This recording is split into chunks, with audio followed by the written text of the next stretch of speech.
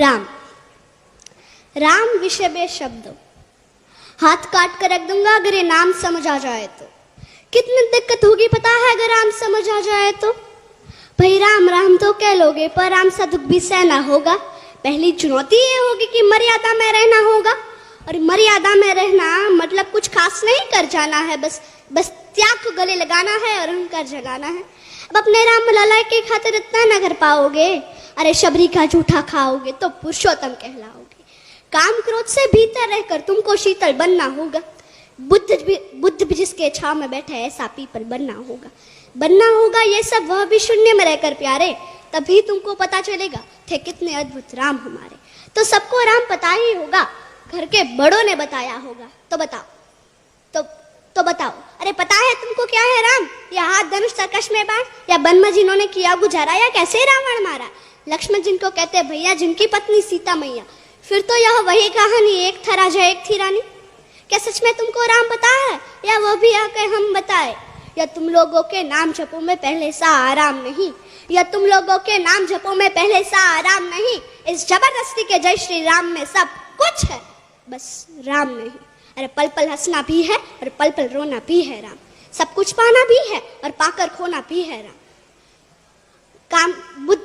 ब्रह्मा जी के कुल से होकर जो जंगल में सोए हो, जो अपनी जीत का हर्षो रावण की मौत पे रोए हो। शिव जी जिनकी सेवा खातिर मारुत रूप में आ जाए, शेष नागकुल लक्ष्मण बनकर जिनके रक्षक हो जाए। और तुम लोग काम क्रोध छल कपट अहंकार सीने से लगा के सो जाओगे तो कैसे भक्त बनोगे उनके, कैसे राम समझ पाओगे? अघोर क्या है पता नहीं और शिव जी का वरदान चाहिए। ब्रह्मचर्य का इल्म नहीं और इन भक्त स्वरूप हनुमान चाहिए। भगवा क्या है क्या ही पता, पर लहराना सबको होता है। भगवा क्या है वही जाने जो भगवा ओढ़ है सोता है। राम समझना है ना तुमको? निश्चित मंदिर जाना होगा, उससे पहले भीतर जा संग अपने राम को लाना होगा। अवधपुरी का उत्सव था, सबने खूब मनाया, कोई कसर नहीं छोड़ा, क्योंकि मेरे राम आए हैं।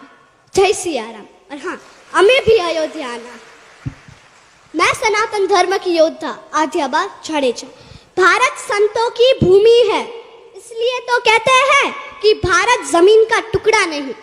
भारत जमीन का टुकड़ा नहीं, जीता जागता राष्ट्रीय पुरुष है।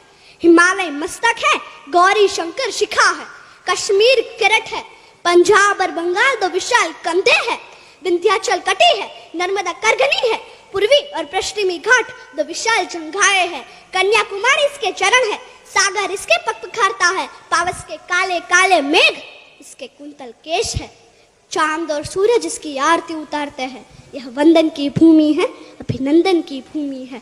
यह वंदन की भूमि है, अभिनंदन की भूमि है। इसका कंकर कंकर शंकर है, इसका बिंदु बिंदु गंगा जल है।